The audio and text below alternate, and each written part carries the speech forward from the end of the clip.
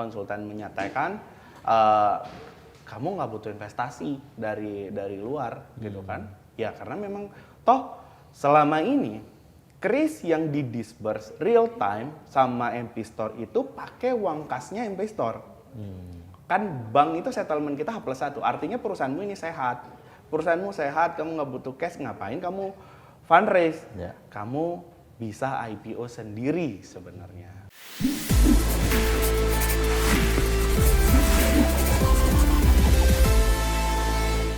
Yang saya juga tertarik ya, ada keberanian ya untuk IPO gitu, listing di Bursa Efek Indonesia. Itu apa dulu pertimbangannya Mas Caat? Oke. Pada tahun 2021 saat kita lagi fasenya hypergrowth, beberapa pihak itu datang ke tempat saya Pak sebenarnya. Mau invest. Dari asing, dari Rusia.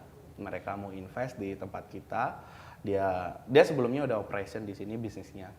Partnernya kita juga. Jadi kita kerjasama sama mereka. Cuman mereka gagal. Terus saya diajak ketemu. Mereka sampaikan bahwa perusahaannya run out cash gitu kan. Sisa $3 juta. Dan dia mau masukin itu ke MPIX, ke MP Store.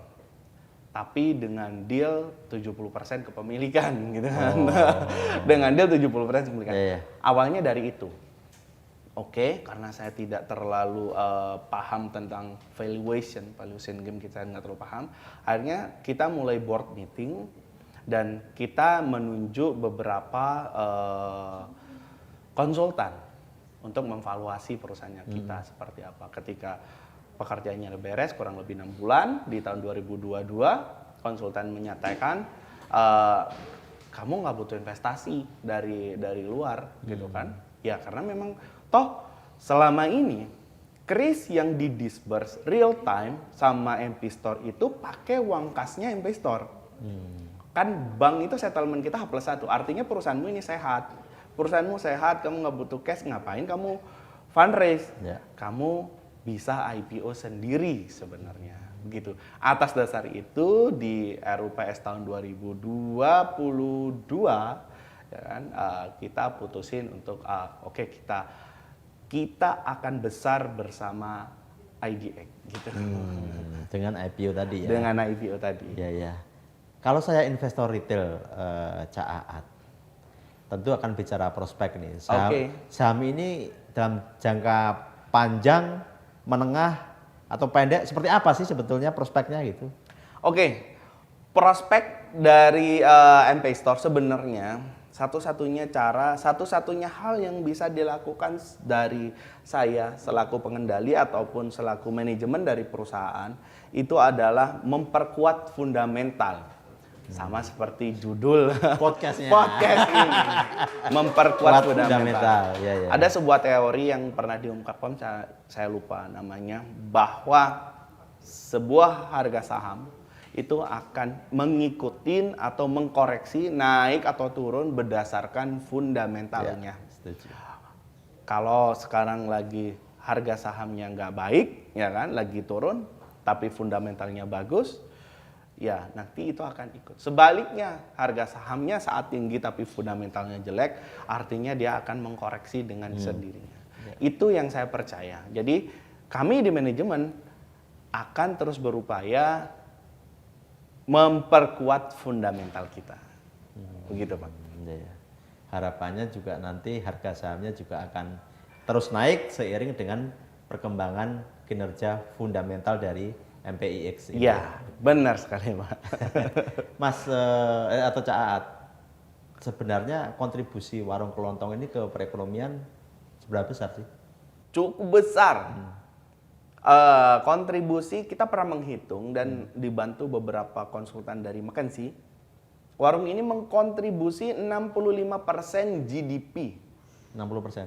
Iya, 65. Warung kelontong? Warung kelontong, ya warung rakyat lah ya, warung rakyat. 60% lebih GDP ini. Sekarang produk FMCG mana? Sekarang saya balik tanya. Konglomerat mana yang punya barang di Indonesia yang produknya FMCG yang dia jualnya itu nggak ke warung. Kita mau ngomong Indofood, Indomie ada di warung. Mostly penjualannya juga. Mau Wings juga begitu. Semua pemain FMCG di Indonesia, konglo-konglonya, akhirnya lewat warung. Pada akhirnya itu lewat warung. Memang sepersekian lewat yang namanya modern retail. Tapi ekonomi Indonesia itu lebih ditopang dengan UMKM dan warung. Ketika daya beli masyarakat itu tidak mampu untuk pergi ke convenience store atau modern store, maka warung itu adalah langkah terakhirnya. Kalau warungnya goyang, nah warung ini yang kita kerjakan kan setir 4 saya sampaikan tadi. Kita itu ngerjain sesuatu yang di bottom piramid, Pak. Kalau yang ini goyang berarti negaranya goyang ini. Bener nggak? Ya. Yang kedua terkait dengan digitalisasi ya. Oke. Kalau menurut Caat sangat penting ya. Itu tadi kan contohnya ada satu warung yang akhirnya dengan menggunakan kris aja omsetnya bisa naik berkali-kali lipat. Artinya faktor digitalisasi ini menjadi sangat penting bagi warung tier 4 ini untuk bersaing ya. Sangat penting digitalisasi ini. Nggak hanya dalam penerimaan pembayaran. Kita paham bahwa di behavior daripada Gen Z dan Gen Alpha itu lebih cenderung tidak memiliki social life yang cukup lebar. Jadi dia circle-nya kecil.